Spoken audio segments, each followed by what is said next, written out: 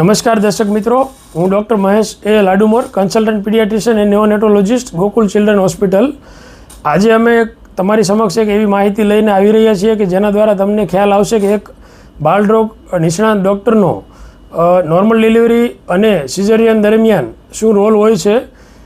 જો તમે અમારી ચેનલ ઉપર નવા દર્શક મિત્રો છો તો અમારી YouTube channel doctor Mahesh Ladumor MD પીડિયાટ્રિકને લાઇક કરો, શેર કરો અને સબસ્ક્રાઈબ કરો તથા અમારું ફેસબુક પેજ જે છે doctor Mahesh Ladumor MD paediatric એને ફોલો કરો, જેથી આવા અવનવા વિડીયો દરેક વ્યક્તિ સુધી પહોંચતા રહે. તો ચાલો આપણે વિડીયો નિહાળીએ.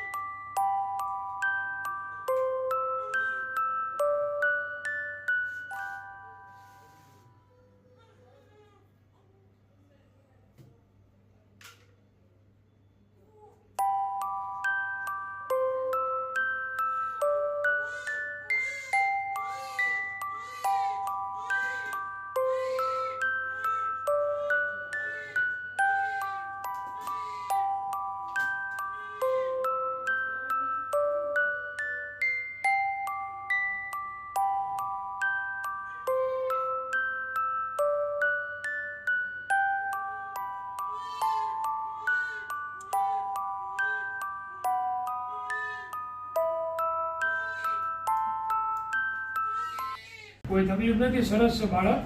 આપણા વજન કરાવીને તમને આપશે તો કોઈ વસ્તુ આપણે મોઢે જ પાવાની નથી.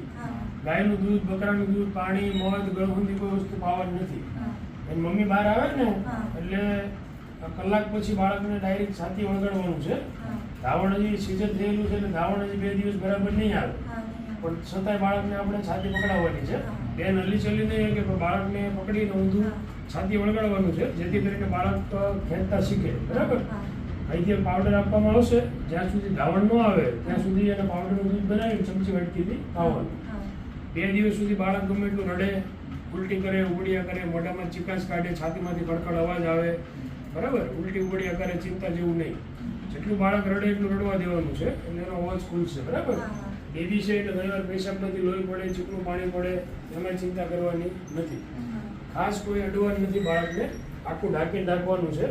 બાળકનો જે ખાટલો હોય ત્યાં 2 જણથી વધારે બેસવાનું નથી, નહીંતર આપણા બધામાં ચેપ લાગે તો પછી બાળક ખરાબ થાય તો આપણે પેટીમાં રાખવું પડે. બરાબર. અત્યારે કોઈ ચિંતા જેવું નથી. બરાબર. હમણાં બાળકને વજન કરાવીને આપશે. આ બધું કીધું ધ્યાન રાખવાનું. વચ્ચે કાંઈ પણ તકલીફ લાગે તો મને પાછું મળવાનું. સારું, બેસો હમણાં બાળક આપણો.